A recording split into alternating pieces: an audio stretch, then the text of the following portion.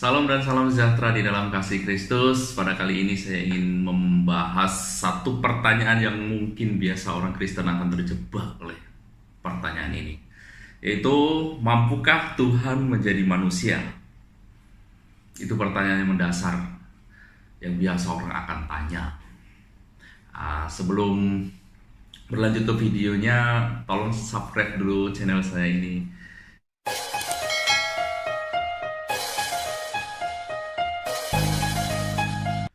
Kita sebagai orang Kristen, kita tahu sifat Tuhan itu apa. Tidak berubah. Tidak berubah dan tidak akan berubah. Dari kekal sampai kekal, Tuhan itu tetap sama. Seperti halnya gelar Bapa maupun gelar Anak maupun Roh Kudus itu tetap sama dari kekal sampai kekal. Jadi tidak mungkin akan berubah. Seperti pertanyaan ini, mampukah Tuhan menjadi manusia? Ini sebenarnya bukan mampu atau tidak mampu. Sifat kalau Tuhan berubah atau berubah jadi apalagi jadi manusia, berarti dia bukan bukan Tuhan. Karena sifat berubah itu hanyalah sifat ciptaan atau makhluk. Misalkan dari ini pensil, ini dulu plastik. Kemudian berubah jadi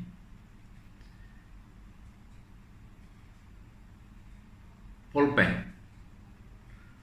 Nah, inilah sifat berubah adalah sifat ciptaan, bukan sifatnya Tuhan.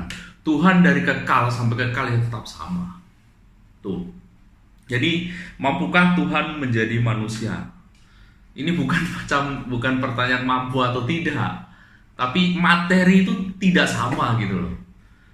Seperti saya menciptakan kursi. Saya dengan kursi mesti tak sama. Ciptaan dengan pencipta mesti tidak sama. Makanya mampu tak? Ya mungkin materi juga tidak sama bagaimana mampu atau tidak. Itu loh.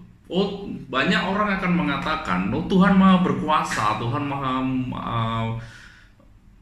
biasa buat mujizat bermacam-macam kan. Dia mau jadi apapun boleh. Ini pertanyaan seperti sudah putus asa gitu kan. Di dalam Alkitab juga tidak pernah mengatakan yang namanya Tuhan itu berubah gitu loh. Tuhan Yesus tidak berubah. Tidak berubah. Itu pertanyaan, kalau Tuhan berubah itu bukan Tuhan yang kita imani gitu loh. Pertanyaan ini sebenarnya menjebak banyak ya. Saya lihat boleh banyak pendeta dan banyak penceramah terjebak oleh pertanyaan ini karena melihat Yesus. Sebenarnya di Alkitab sendiri sudah dijelaskan dengan jelas bahwa Tuhan itu tidak pernah berubah. Tapi mari kita baca di dalam Filipi 2 ayat 7. Melainkan telah mengosongkan dirinya sendiri dan mengambil rupa seorang hamba dan menjadi sama dengan manusia. Mengambil rupa.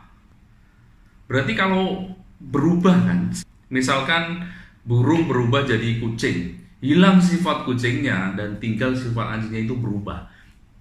Itu baru berubah. Kalau mengambil rupa seperti seorang hamba yang dimaksud Paulus ini, yaitu sifatnya itu, misalkan saya mengambil pulpen, sifat saya masih sama dan pulpen itu masih sama juga sifat saya mengambil. Jadi ada bagian yang saya letakkan sekali seperti ini.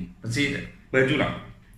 Kalau saya mengambil baju, sifat baju tetap sama dan saya juga tetap sama juga. Demikian juga Tuhan.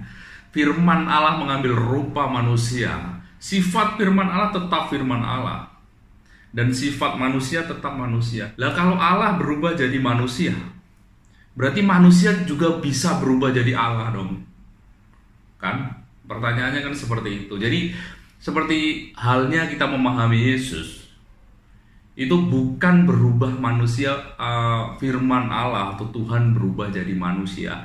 Tapi Paulus menjelaskan di sini bahwa firman Allah atau Tuhan itu mengambil rupa manusia. Makanya sifat keilahian Yesus masih ada di dalam diri Yesus. Sifat kemanusiaan Yesus masih ada di dalam diri Yesus. Itu sebabnya kita mengenal Yesus itu 100% manusia dan 100% ilahi karena dia firman Allah.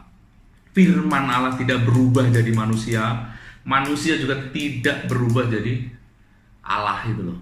Makanya bersatu jadi satu itu. Itu sebabnya ketika Stefanus melihat Yesus itu masih di surga itu ya manusia itu loh. Kemanusiaan dia ada, tidak hilang gitu. Itu loh. Jadi pertanyaannya ya seperti kursi dengan saya membuat kursi, ya tak mungkin lah kalau saya berubah jadi kursi seperti itu. Meskipun saya menciptakan kursi.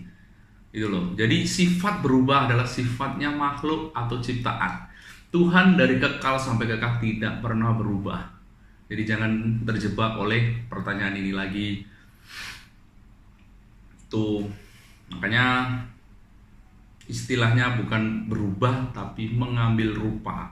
Jadi tidak hilang sifat keilahian dan tidak hilang sifat kemanusiaan. Antara manusia dan keilahian disatukan di dalam diri Yesus. Makanya kemanusiaan Yesus itu diangkat menjadi Tuhan oleh Bapa. Tuhan dalam arti Tuhan. Tuhan itu ya penguasanya paling tinggi di dalam manusia lah, raja, segala raja. Kemanusiaan Yesus yang diangkat Tuhan menjadi Tuhan itu. Mari kita baca di dalam Kisah Para Rasul 2 ayat 36. Jadi seluruh kaum Israel harus tahu dengan pasti bahwa Allah telah membuat Yesus yang kamu salibkan itu menjadi Tuhan dan Kristus. Jadi Tuhan dalam arti penguasa, wakil daripada manusia. Penguasanya paling tinggi manusia, satu jagat ini.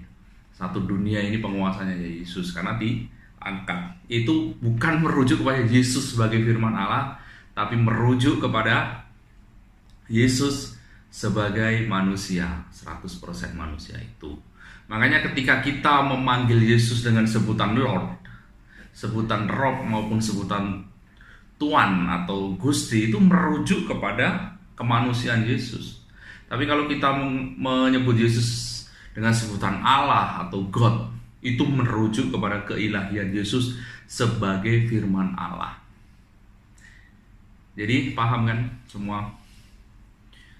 Ya, jadi itulah sifat Tuhan memang tidak akan berubah. Dari kekal sampai kekal tidak pernah berubah. Bahkan dengan pertanyaan seperti ini yang mencabar pun dia tidak akan berubah. Kalau berubah itu ya makhluk, berubah itu ya ciptaan. Ini adalah pertanyaan mendasar. Semoga kita semua diberkati Tuhan. Cukup dah sampai di sini. Tuhan Yesus memberkati.